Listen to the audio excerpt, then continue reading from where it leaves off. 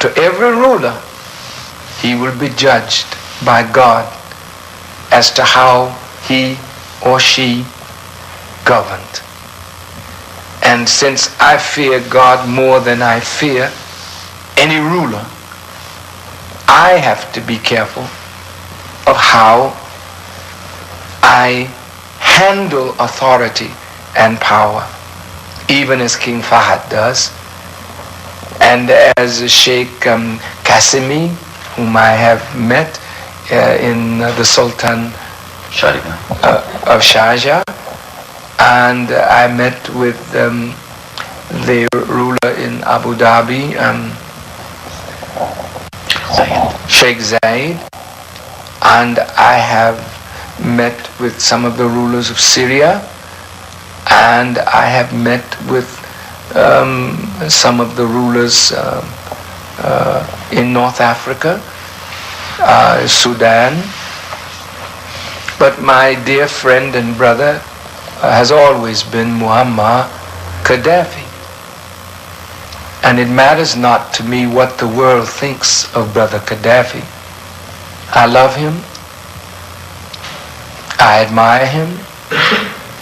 I consider him a friend of all oppressed people.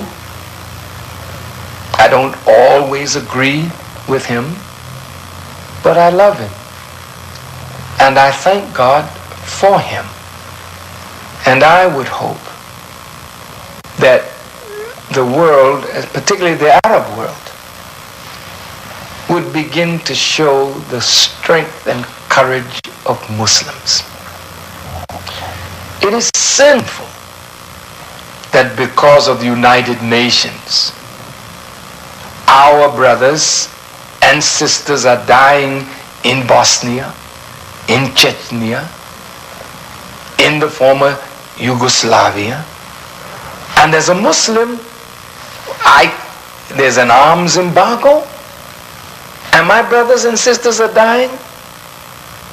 Well, who has a greater right to guide me? The United Nations or Allah and the Qur'an? See, this is what bothers me about our Muslim world.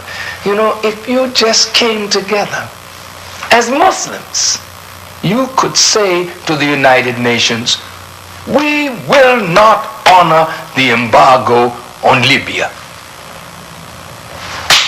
Khalas, finish, over. You know why? Because the world cannot stand against a united Muslim world. Your witness in the face of the United Nations edicts is what will condemn you to the judgment of God. And one by one, you will all be destroyed because you haven't the courage to be united.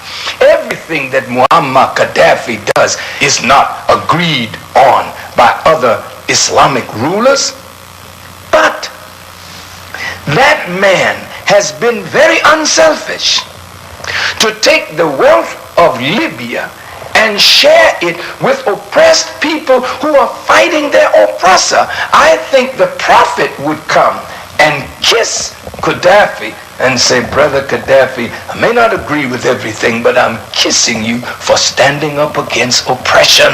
Can you deprive your people in the nation of Islam of the resources and send it to Bosnia in order for the Bosnians to like you and thank you, while people around you, as is the case, as it seems, for Libya? No, I cannot. I would be foolish to deprive myself and my people to send something to Bosnia. If I don't have it, I can't send it.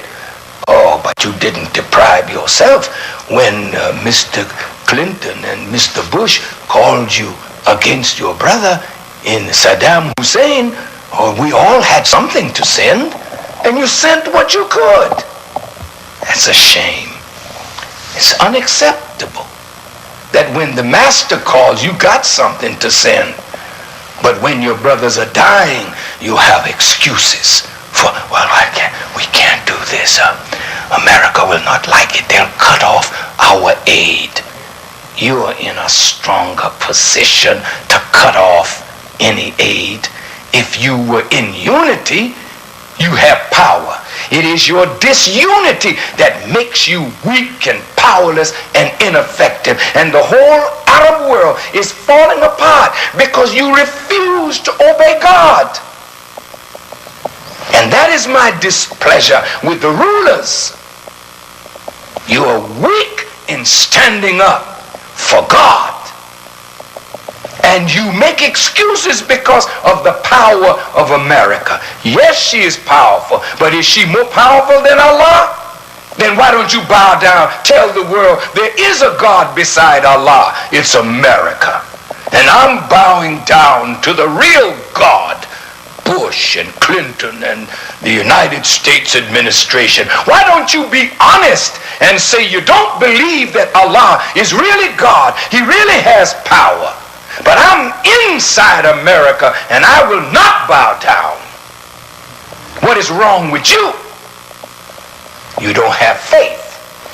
And if you had faith, the grain of a mustard seed, Jesus said, you could say to the mountain, be removed.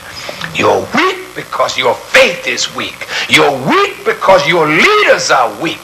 And therefore strong men like Gaddafi will be wiped out, and there won't even be a murmur because you all are looking to the west to feather your nest. You should be ashamed of yourself. And if you're not, then God's judgment awaits the Arab world. And when he finishes with you, there will be blood everywhere in the Arab world. You will be drinking your own blood because of your weakness and your failure to stand up for Allah, to stand up for the Prophet, to stand up for right. You can say, I am non-Muslim. And you can even send down a fatwa against Farrakhan and the Nation of Islam because we look weak and powerless. But where's your fatwa for the infidel? You have none to give because you're a beggar at the foot of the infidel rather than prostrating on the ground to your God. I would like to ask